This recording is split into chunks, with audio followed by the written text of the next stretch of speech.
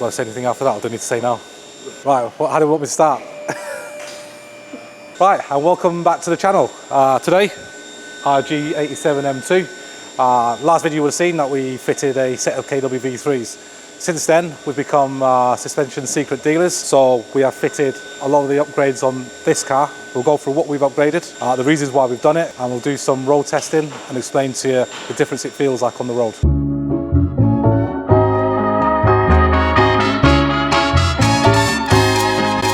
Give it to me.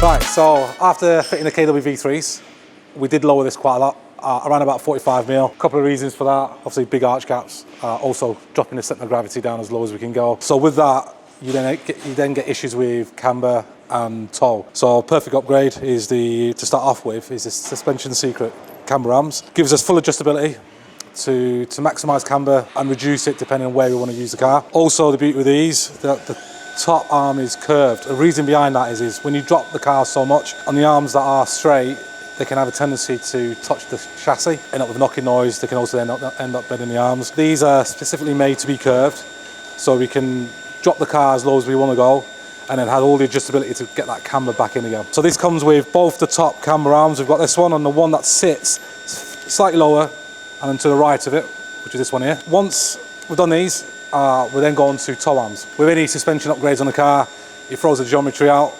We want to get full adjustability on the toe, so we fitted the toe arms in. Full adjustability. Also, you'll notice solid bushes. This also helps keep everything really tight on the back end. And the last thing we did on the rear end is the traction arms. We only adjusted these around about 5mm. Idea of this is from when you're pulling off in a straight line, keeps more traction on the road and less chance of any wheel hop on the car. Moving on to the front, biggest issue that I found when we got the G87 was lack of feel on the road. They are a great car at the factory, but we wanted to get more feedback from the road, and one of the great upgrades you can do with these is the solid arm bushes. This replaces the most front arm bush with a solid bush. It's a ferro-cooled bearing. Direct swap in, push the old bush out and replace it for this. And then lastly, camber plates. So suspension secret camber plates not only do camber, they also increase caster. You'll notice on here they're on a slight angle. Gives us a full range of adjustability to how we want to use the car. We can dial it in for road, we can do it for fast road, we can do it for track. Depending on what we're using the car for, we'll make certain adjustments to the top mounts and also the rear adjustments as well to suit what we use the car for. Right, that's enough of us talking about the upgrades. Time to take her for a drive now and see what it feels like. Where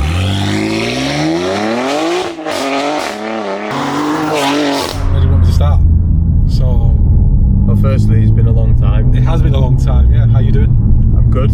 Yeah. A lot more grey. Yeah, catching up. G87 M2. Yeah. All the upgrades that we've gone through already. Yeah.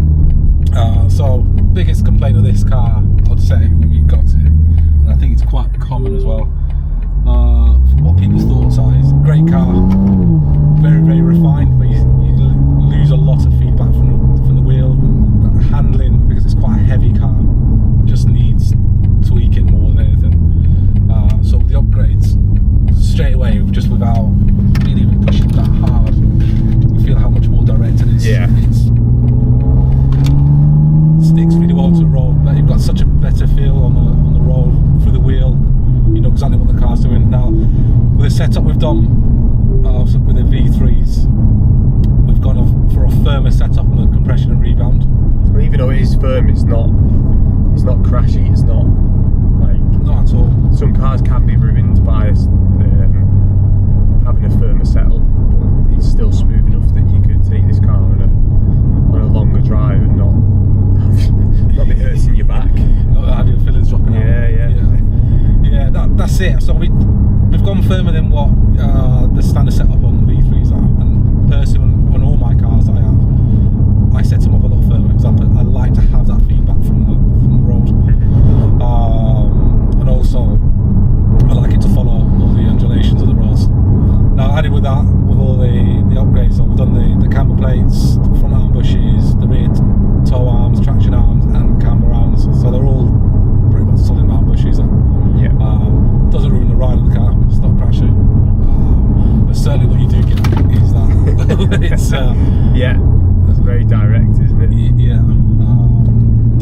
inspires a lot more confidence around the road.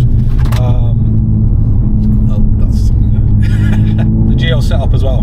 So we've done the setup with a slightly more aggressive setup than we would do as a normal fast road, because the car will get used on track occasionally. When we go on track, we'll probably adjust the setup even more aggressive.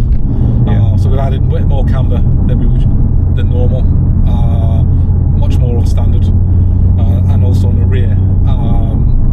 What we find then is when we're hitting the corner, grip levels are increased. So what we're finding the car is wanting to stay inside a lot tighter. Yeah. We lose any sort of understeer, or reduce a lot of the understeer that the car can have at times. Also, but still keeping some refinement. Yeah, you can definitely tell. I've been in a few of these stock and slightly modified, but this is the most aggressive sort of I've felt. But it's good. It's good to, like you said, have that feedback. Yeah, because I think as BMW have gone on in generations. I mean, I drive an F87 as a daily. That's such a raw car that it's even out from. We've done a few suspension upgrades on that. When you jump from an F chassis to a G chassis, it's so different to drive in terms of feedback from the car.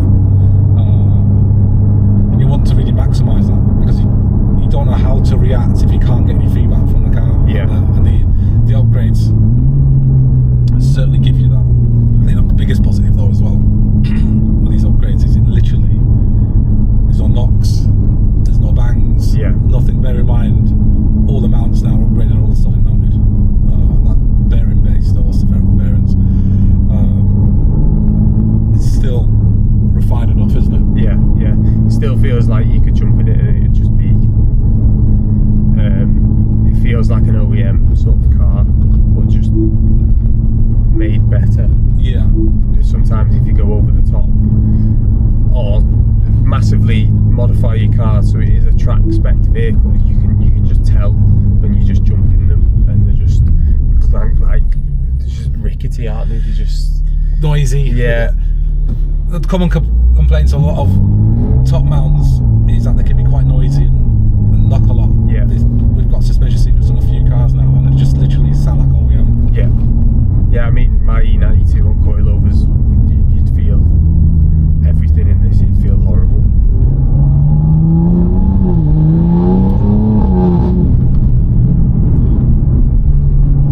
Yeah, you feel it in there, can't you? Yeah. It's on this country road, it's really tucking into the bends. Yeah.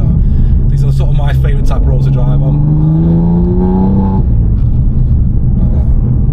I love going up to Scotland and getting on the B roads, obviously sticking to the speed limits.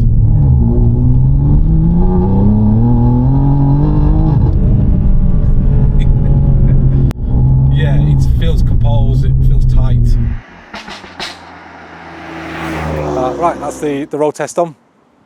Massive difference compared to stock. Much better feedback from the road, far more feel, much better turning. It's a great setup as it is at the moment for fast road driving. Next to this would be get it on the track. We'll change the geometry of this so it suits the track, and we'll dial that in as well. But just from the initial test drive and the roads that we've just been on, massively happy with the outcome currently on the car. Right, as mentioned before, we are now Suspension Secrets stockists. We are Northern dealers for Suspension Secrets. We keep all the stock here, all available on our website, or if you've got any questions about what upgrades you should have in your car, give the team a shout here. And we also offer fitting service. We go carry out full fitting on the suspension, full geometry setup to exactly how you want the car. If you want it for road, you want it for fast road, if you want it for track, give us a shout, we'll get you sorted. As always, like, subscribe, and follow us on all our socials and on our YouTube channel. Next thing for this, I think it's probably time to up the power, isn't it?